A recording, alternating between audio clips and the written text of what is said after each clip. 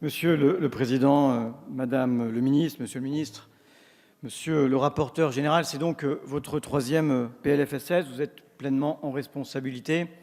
Ce budget est le vôtre, ces sympas, ce sont les vôtres également. Cette petite précaution pour nous éviter, dans le débat à venir, les réponses un peu courtes et un peu vaines qui consisteraient à dire « ça n'est pas nous, ce sont les autres ». Madame la Ministre, l'hôpital brûle et Bercy regarde ailleurs. C'est sans doute au-delà de l'appétence personnelle assez consubstantielle à la fonction. On ne demande pas au préfet de la congrégation de dire autre chose que le catéchisme. Mais nous avons besoin, face à cela, d'une ministre hérétique qui, d'une certaine manière, résiste. Depuis 18 mois, c'est l'alarme dans les services des urgences, l'alarme dans tous les services publics d'un hôpital gravement malade. Les médecins, les infirmiers, les aides-soignants nous le disent à l'unisson avec gravité et avec une infinie responsabilité. Ils ne peuvent plus assumer dans de bonnes conditions les missions qui sont les leurs.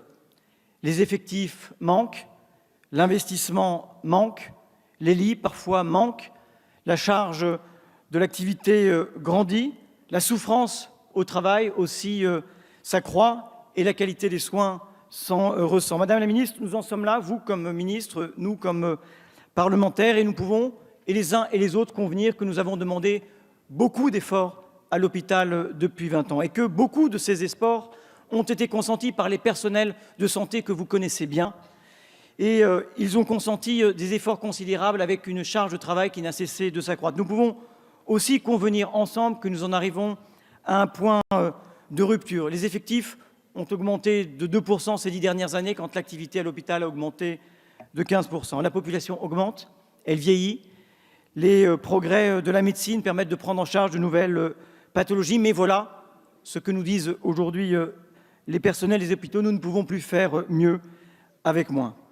Madame la Ministre, dans ce contexte, le niveau de l'Ondam que vous proposez a quelque chose d'une vexation, pour ne pas dire d'une provocation, en demandant à nouveau efforts et économies à l'hôpital public et au personnel soignant.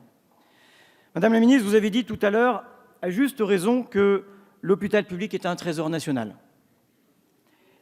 Vous avez raison, et c'est parce qu'il est notre bien commun que je voudrais ici, au nom du groupe socialiste et apparenté, formuler quelques propositions qui constituent l'ossature de ce que pourrait être un plan d'urgence pour l'hôpital. Première proposition, soutenir massivement l'investissement à l'hôpital. Nous avons cette situation paradoxale avec le plan Hôpital 2007, Hôpital 2012. Nous avons investi au moment où les taux d'intérêt étaient les plus élevés. Aujourd'hui, nous désinvestissons alors que les taux d'intérêt sont négatifs, avec des situations de sous-investissement qui sont extrêmement préoccupants et qui obèrent les conditions d'un bon exercice des missions de l'hôpital public. 3 propositions.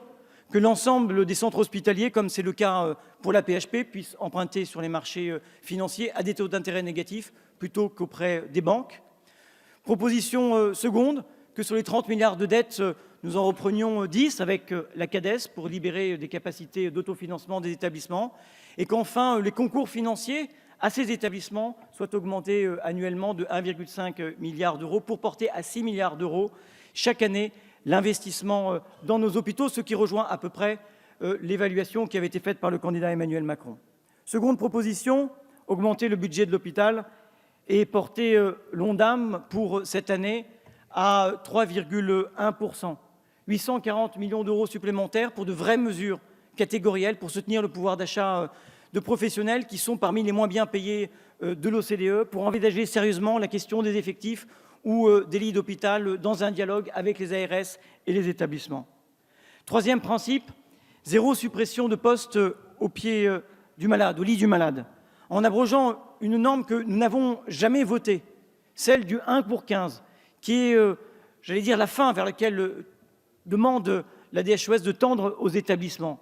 C'est intenable et cela aboutit à la fois à des situations inextricables et dans certaines situations à des suppressions de postes en masse avec la construction de l'hôpital Nord, avec la construction de l'hôpital de Nantes. Nous proposons, parce qu'il y a une surprévalence du burn-out à l'hôpital, une grande enquête sur les conditions de vie au travail, sur la base de laquelle on pourra également discuter de cet Ondam, dont nous proposons aussi la réforme, parce que cet Ondam est devenu un outil exclusivement de pilotage budgétaire, alors qu'il devrait être un outil de politique de santé publique. Nous avons d'autres propositions à formuler. Nous demandons également des états généraux de l'hôpital pour tout remettre à plat avec vous, de façon pluraliste, avec les organisations syndicales, avec les patients, les collectifs et les parlementaires. Voilà, Madame la Ministre, nos propositions, elles sont financées par la proposition d'un report de 2 ans du financement de la dette sociale. La CADES doit s'éteindre en 2024. Elle peut s'éteindre 2 ans plus tard sans que cela obère de la moindre façon que ce soit nos comptes publics. Et nous y ajoutons les compensations que l'État doit à la sécurité sociale. Je terminerai en disant, Madame la Ministre, ces propositions, chacun peut les faire siennes sur les bancs de cette Assemblée en disant que là où il y a le feu, il vaut mieux saisir la lance à incendie plutôt que de tourner le regard. La parole